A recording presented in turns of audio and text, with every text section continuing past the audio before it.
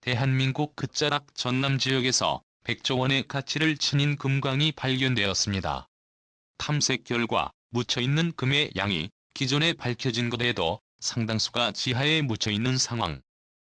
이에 놀란 세계 각국의 글로벌 금광개발업체들이 한국 금을 노리고 진출에 욕심을 냈다고 합니다. 일본 또한 자기 지분을 주장하며 한국 금을 탐냈다고 하는데요. 한국에 묻혀있는 대규모 금광의 실체와 향후 전망에 대해 지금부터 자세하게 설명해 드리겠습니다. 여기 야여기를 뚫어야. 3 회장은 흥분한 목소리로 한 군데를 가르쳤죠. 인부들 역시 흥분을 감추지 못했습니다. 다년간의 조사 끝에 엄청난 보물을 발견했기 때문인데요.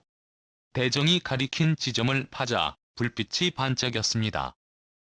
그의 말대로 판 지점은 놀라운 것들이 가득했습니다.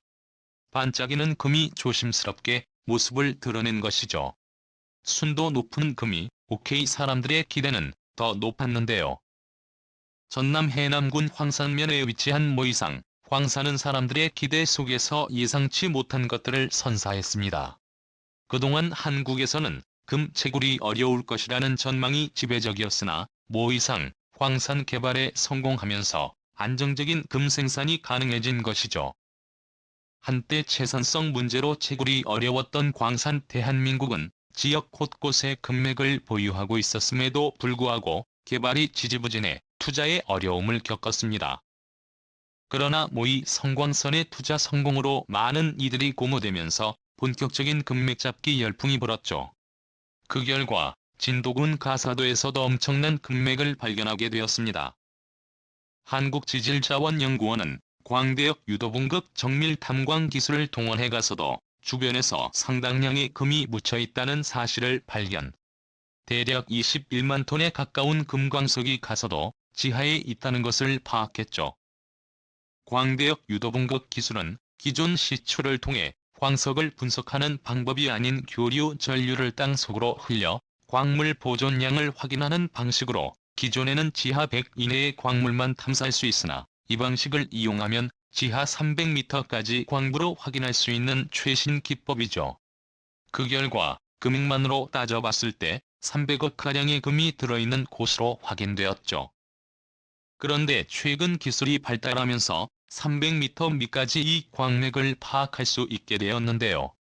놀랍게도 가서도 금광에 묻혀있는 금의 수준이 상상 이상인 것이 밝혀졌습니다.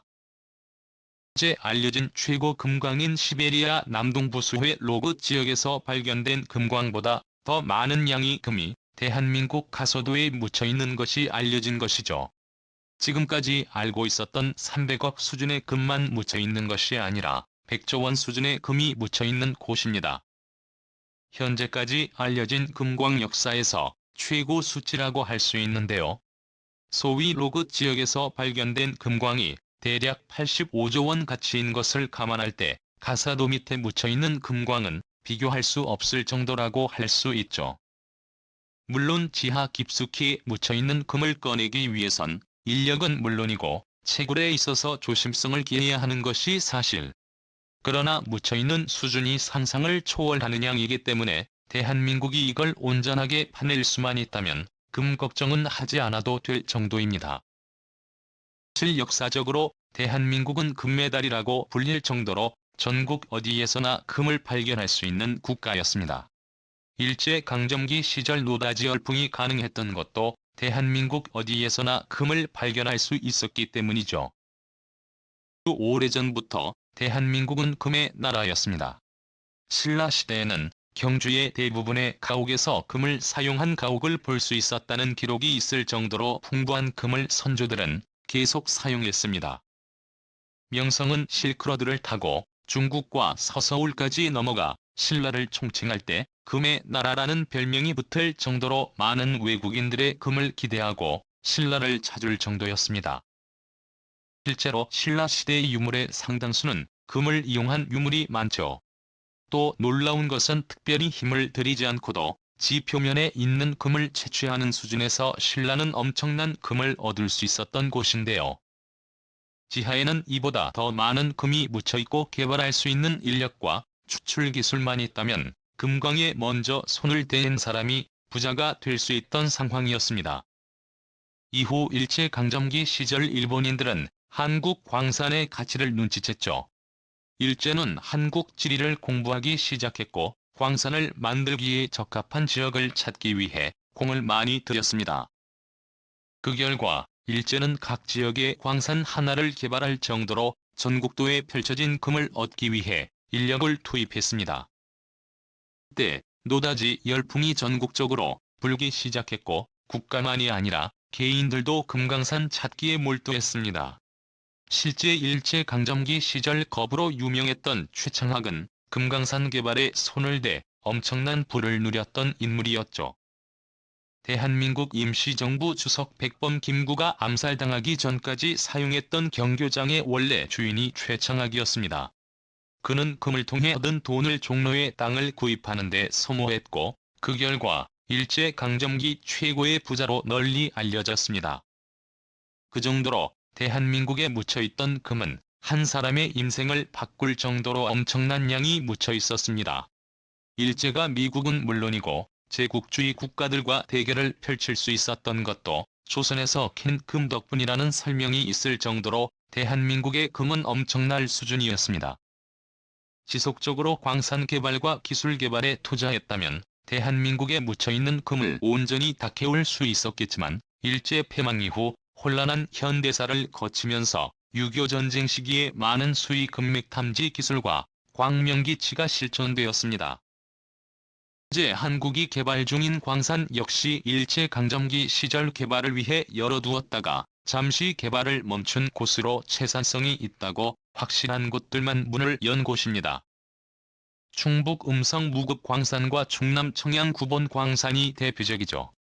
1952년 문을 연 이 광산들은 월 60km에서 80kg을 생산하는 대한민국 대표 광산이었지만 경도 붕괴 사고와 광부 임금 인상 금값 하락이라는 악재들이 겹치면서 수지를 맞출 수가 없어 폐광하는 운명을 맞이하게 되었습니다.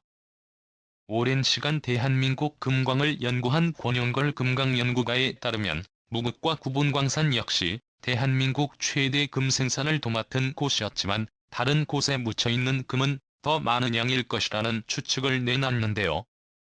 그의 예견대로 가사도 금광에서 엄청난 양의 금이 발견된 곳입니다. 더 좋은 소식은 가사도 금광 외에 다른 곳에도 이와 같은 대규모 금광산지가 있을 가능성이 높다는 전망인데요. 권영할 금광연구가는 무궁무진한 가능성이 묻혀있다는 의견을 남겼습니다. 해외에서도 한국의 대규모 금광 개발 소식에 충격을 받았는데요. 특히 안전자산의 수요가 늘어나면서 금을 찾는 글로벌 기업들이 한국에 묻혀있는 금을 노리기 시작한 곳입니다. 영국 금광 개발 업체 블루버드먼 전투는 최근 충남 청양 구봉 및 고창 금광 개발에 제시동을 걸며 금 채굴의 열의를 보였습니다. 본래 피터슨 최고 경영자는 4월 서울을 방문해 개발 관련 전략적 미팅을 진행했습니다. 그러나 발생 이후 2년 만에 한국을 찾은 것인데요. 사업 허가기간 및 규제에 대한 제반 사항을 확인하기 위해 CEO가 직접 한국을 방문하며 모든 사업을 챙긴 곳입니다. 한국에도 수많은 금광 개발에 주선한 피터슨 CEO가 유달리 한국에 집착하는 이유는 바로 한국에 모처에 있는 금맥이 자신이 생각하는 이상일 것이라 지적했기 때문이라는 분석이 나왔죠. 세계적인 금 채굴 기업인 유몬트 역시 한국에 관심을 보였습니다. 1921년 창립되어 미국과 캐나다, 남미, 아프리카 등 전 세계에 걸쳐 금 채굴 사업을 벌이는 유몬트 역시 최근 한국의 금 매장량에 관심을 보이며 사업 진출을 고려하고 있는 상황. 앵글로골드, 아세안, 티킹, 로스골드 등 금 채굴 업계에서는 명망 있는 회사들이 한국 금광을 노리고 한국 사업체를 준비하고 있거나 최강 지역을 찾고 있는 가운데 기존 한국 금 채굴 기업들은 추가 금광 확보를 위해 노력 중이죠. 특히 가서도 금광으로 초대박을 맞이한 골든섬에서는 고무적인 결과에 흥분을 감추지 못했다고 하는데요. 대한민국만이 아니라 대한민국 주변 섬들도 샅샅이 뒤져 미처 발견하지 못한 금광 개발에 나설 것이라고 밝혔습니다.